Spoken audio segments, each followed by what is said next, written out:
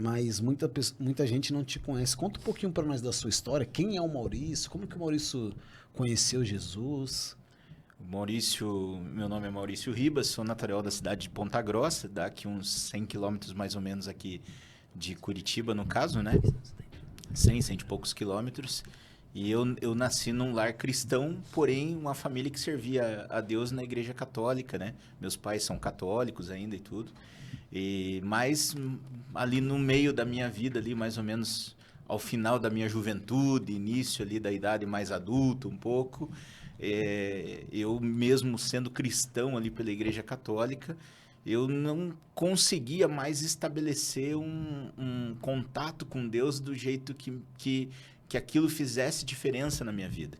E aí acontece que a minha irmã mais velha, ela teve um filho chamado Vinícius, né? E o Vinícius nasceu, a princípio tudo bem, tudo certo, era uma criança linda, maravilhosa e tal, mas à medida que ele foi crescendo, foi demonstrando uma doença chamada Síndrome de Duchenne, que é uma doença que ela é degenerativa, né? E ela começa a atacar a parte muscular da pessoa, no caso, assim, você cresce a estrutura óssea, você cresce os músculos, a estrutura óssea, mas os nervos não crescem. Então, aí você começa a ter os membros começam a atrofiar. E começa a acontecer uma atrofia. E naquela época, né, a gente buscou a Deus onde a gente estava, na Igreja Católica, buscou em outros lugares, porque quando uma doença aperta, você quer achar uma solução, então a gente buscou em outros lugares, enfim. E a gente foi para tudo que você imaginar, todos os tipos de religião, todos os tipos de o que falasse que trouxesse a cura, seja processo medicinal, humano ou espiritual, a gente foi de atrás. Mas nada fazia efeito. E aí, um belo dia, a gente até tinha uma certa aversão com os evangélicos, no caso, né? E um belo dia, um amigo meu contou um testemunho sobre a filha dele que havia sido curada de uma doença que também não tinha cura. E ele falou, poxa, vocês já procuraram em todo lugar, né? E de repente não vão abrir o caminho para que vá lá um pastor orar pelo seu sobrinho e tal. Falei, bom, é verdade, a gente, né? E a gente convidou, na época ele passou o contato do pastor lá em Ponta Grossa, pastor Isaías Cordeiro dos Santos, pastor maravilhoso, igreja local chamada Betel, lá, né? E esse pastor foi até a casa da minha irmã, e no dia que ele foi, nós nos reunimos, nós estávamos numa sala, meu sobrinho ficou ao meio da sala, e nós nos reunimos em família, em volta dele, demos as mãos a pedido do pastor para que nós realizássemos uma oração, e eu lembro que naquele dia ele pediu para nós uma única coisa, ele pediu, como nós somos todos cristãos, eu sei que você segue, isso, palavras dele, né? Você segue uma fé paralela com a nossa, mas que é cristã. Mas hoje vamos nos unir e toda oração aqui tem que ser destinada a Cristo, né? E aí a gente começou a orar ali, digamos assim, eu na época nem sabia orar, né? Eu utilizava outro termo, que é o termo mais católico, rezar, né? Então, aí nós começamos ali a orar ali, e ali, naquele momento, sem ter me convertido, eu tive minha primeira experiência com o Espírito Santo. Nossa, Porque legal. nós estávamos numa roda de mãos dadas, meu sobrinho ao meio, né? E eu via nitidamente, mas nitidamente, a imagem de um pássaro de fogo que ele saía do peito do pastor.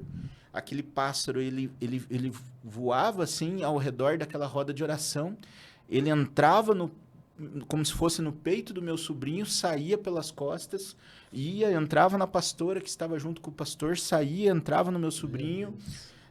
Aquele pássaro saía indo de um em um que estava naquela roda. Porém, quando aquele pássaro chegava em mim, ele desviava. Então, eu estava ali naquela oração, aquele pássaro, ele vinha, ele saía de um em um, entrava em todos, mas quando ele chegava em mim, aquele pássaro ele não passava por mim, ele pulava, eu ia para o próximo que estava do lado. É isso. E aquilo me incomodou muito, porque naquele dia o Espírito Santo me mostrou certo, assim, claro como a luz, que a minha oração ou a minha reza naquele momento não estava valendo absolutamente de nada. Deus. E aquilo me trouxe um vazio, aquilo me implantou um vazio dentro do coração, assim, de uma forma tão grande, tão grande, tão grande, tão grande, que aquela situação não saía mais da minha cabeça. Não saía mais. E aquele dia o meu sobrinho recebeu a cura. Naquele dia ele recebeu a cura. Ele tomava 18 medicamentos por dia. A partir daquele dia ele foi abortando aqueles medicamentos, não tomou mais aqueles medicamentos. O diagnóstico da medicina era que ele morreria com 6 anos de idade, que era muito próximo daquela data que nós estávamos, ele estava com 5 e alguma coisa. E hoje, para honra e glória, esse ano, para honra e glória de Jesus, ele completou 24 anos já. Olha só. Então, só que naquele dia, aquilo mexeu demais comigo. Demais, demais comigo. O fato de eu entender que eu não estava... que a minha ligação com Deus não existia naquele dia. Aquilo mexeu demais comigo.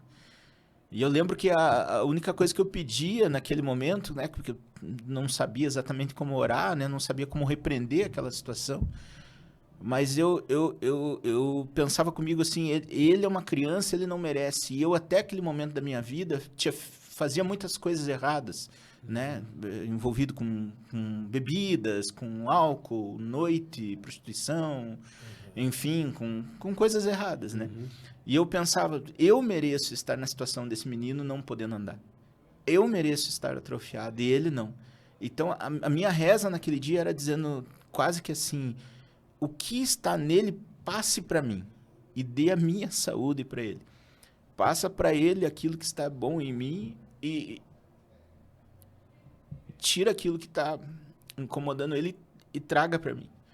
Só que Deus não funciona dessa forma. Ele nunca vai tirar a doença de uma pessoa para passar em outra. Deus ele vai aniquilar com aquela doença, ele vai acabar, ele vai curar, ele vai mostrar um propósito de por que aquilo tinha acontecido, né? Então Deus aquele dia não permitiu que a minha oração, a minha reza tivesse efeito. Só que ele plantou dentro de mim uma sede da palavra tremenda.